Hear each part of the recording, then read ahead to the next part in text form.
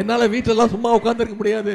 நம்ம கார்த்திக் மோகன் வில்லிவாக்கம் தொகுதியில பிரச்சாரத்துக்கு வரேன்னு சொல்லிட்டேன். நான் போயே ஆகணும்னு வந்துட்டேன். இன்னொன்று தெரியுமா, நானும் ஒரு சட்டமன்ற வேட்பாளர், அது தெரியுமா உங்களுக்கு?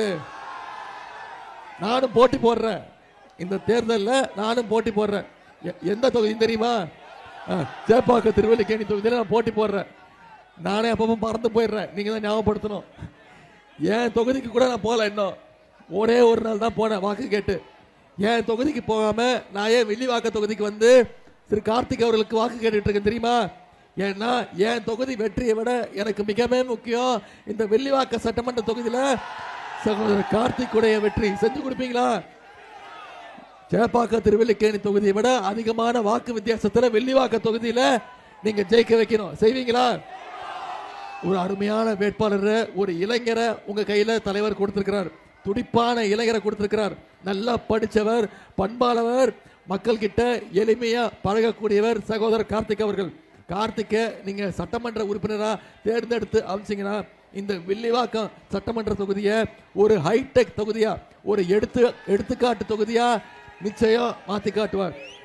கார்த்திக் அவர்கள் இந்த தொகுதியுடைய வளர்ச்சிக்கு முழு பொறுப்பு எடுத்துக்குவார். அதுக்கு நான் முழு பொறுப்பு எடுத்துக்கிறேன். எல்லா நவீன வசதிகளையும் நிச்சயம் இந்த தொகுதிக்கு திரு கார்த்திக் அவர்கள் கொண்டு வருவார். எப்பொழுதுமே சுறுசுறுப்பாக மக்களோட மக்களாக, வெறும் தேர்தலுக்கு தேர்தல் மக்களை சந்திக்கிற இயக்கம் திமுக கிடையாது. வருஷம் முழுக்க என்னைக்குமே மக்களோட மக்களாக இருக்கக்கூடிய இயக்கம் திராவிட முன்னேற்ற கழகம். அதுல இந்த முறை உங்களுடைய சட்டமன்ற உறுப்பினராக இவர் தேர்ந்தெடுத்தீங்கன்னா நிச்சயம் உங்க தொகுதி முழுக்க வலம் வருவார். உங்க தொகுதி முழுக்க சுத்தி சுத்தி ஒவ்வொரு வீட்டுக்கும் என்ன தேவைங்கிறத பார்த்து பார்த்து செய்யக்கூடியவர் தான் சகோதரர் கார்த்திக் அவர்கள். நான் உங்ககிட்ட கேட்டுக்கொள்வதெல்லாம், எழுத்து நிற்கிற வேட்பாளர் டெபாசிட் வாங்கக்கூடாது. செஞ்சு காட்டுவோமா? செஞ்சு காட்டுவோமா? இந்த வில்லிவாக்க தொகுதிக்கு நான் வருகை தந்து போன முறையும் நம்முடைய வெற்றியுடைய பிரச்சாரத்தின் போது, வெற்றியகன் பிரச்சாரம் போது நான் வந்து வாக்கு கேட்டேன்.